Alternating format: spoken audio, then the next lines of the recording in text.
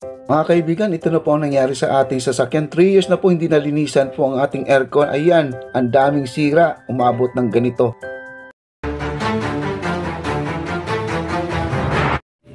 Ayan po mga kaibigan, buwan ng Disyembre, ang daming gastusin. Ayan, at kailangan po natin ipapagawa ang sasakyan dahil sira po ang aircon. Ayan, sunog po. Ang ating compressor ay talagang sunog na po at kailangan po natin palitan. Yan po ang pinakamahal na piyesa po ngayon. Ayan, at medyo tagilid na tayo dyan. Itong bahay ng ating evaporator, ayan po, binaba po na ang ating gumagawa, yung evaporator na yan. Ay ito yung pinakabahay niya. Grabe po ang ipis po mga kaibigan. Isa pala sa mga ipis na yan, nagbubutas din ng evaporator kasi ang ating evaporator pala ay napakanipis, no? Ay po, tumakbo po ang ating ipis dyan. Kapag may mga sasakyan po tayo, kailangan may budget. Ayan po ang ating evaporator ay binuhusan po ng liquid sosa para mapatay daw yung bakterya kasi yan po ang binahayan ng ipis. Napakarami po ng ipis. And nilagyan ng liquid sosa, then binuhusan para ma-refresh yung loob kasi ang daming mga itlog ng ipis. Ayan po, ito yung evaporator po natin ay i-check pa yan kung may butas o wala kasi pag may butas po yan talagang another gastos na naman po. Ayan po ay may kamahalan din yan. Kaya tayo ay umabot ng 20k mahigit po mga kaibigan. Ayan po, ang tabayanan po natin ang pag-check ng ng evaporator. Ito yung pinakabahay ng evaporator mga kaibigan. At sinabon at ayan. Singaw na singaw po mga kaibigan kaya ayan, madagdag po sa ating gastusin yan. Magpapalit po tayo ng bagong evaporator.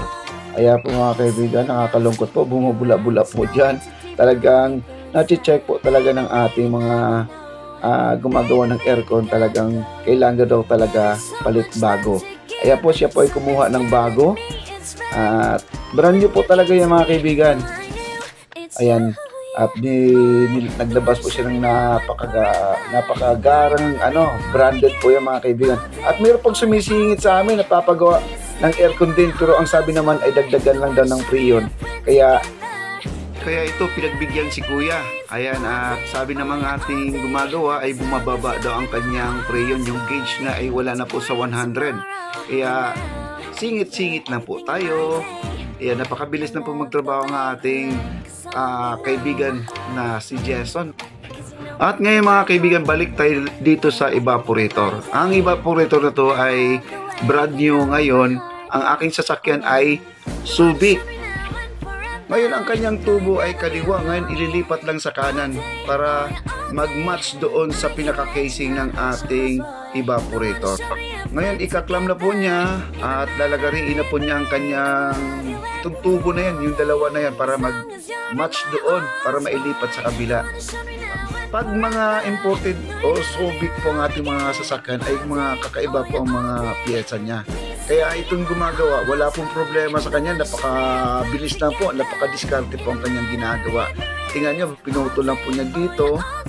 Then, ayun, pagkaputo na yan ay, tapos dyan ay, ayun, inihinang na po niya. At napakaingat po ang kanya paghinang nito kasi napaka-sensitive pala itong mga aluminum na to, no?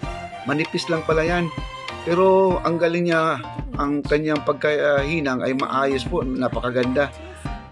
Ayan po, at natapos pagkahinang ay chinecheck po niya kung may singaw pa rin, no? Ayan, nabuo na po siya. Okay. At ngayon po ay ikakabit na po natin yan doon sa loob.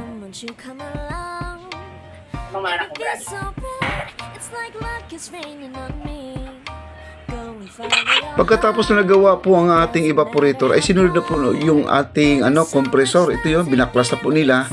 At ang mahirap nito mga kaibigan, mahirap hanapin yung piyesa na to. Ayan po, no? Napakabigat po yan. Yan po ang pinakamahal po na piyesa mga kaibigan. Nasa 13,000 po yan, no? At ito naman ang ating condenser.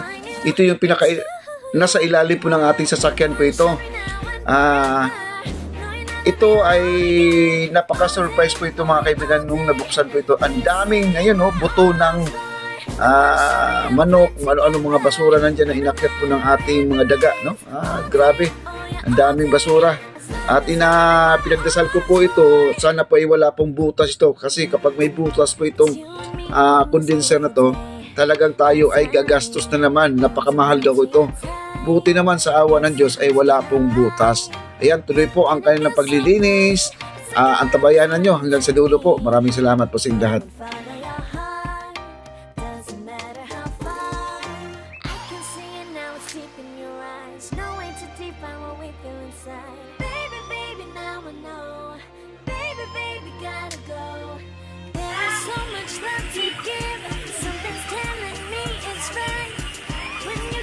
Ang dami.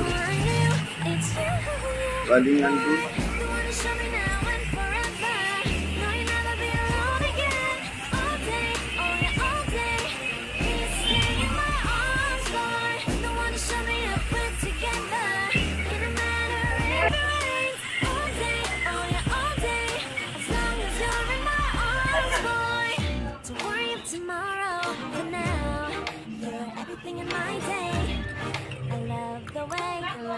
Anong nilagay dyan? Sosa? Liquid sosa. Yung panglinis sa CR. Tambucho. Pwede rin sa tambucho.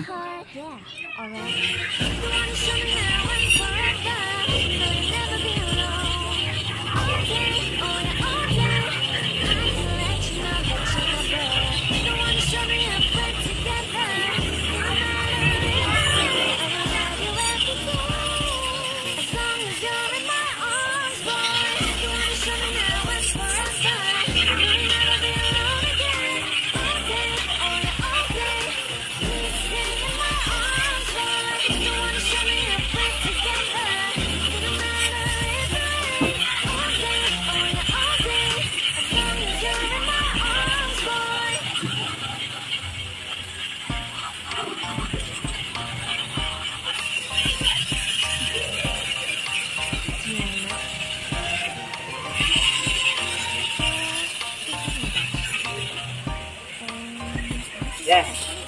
Ano na? Ayan, i-check na po yung ano. Ano pangalan to? Condenser? Condenser daw yan. Ito yung nasa ilalim na maraming buto ng manok. I-check kung may singaw, may butas. Sana wala pong butas yan para wala na tayong gagastusin. Alam ko naman walang butas yan. Maubos kasi po yun. Salang naman. Ano yan? O-ring lang yan.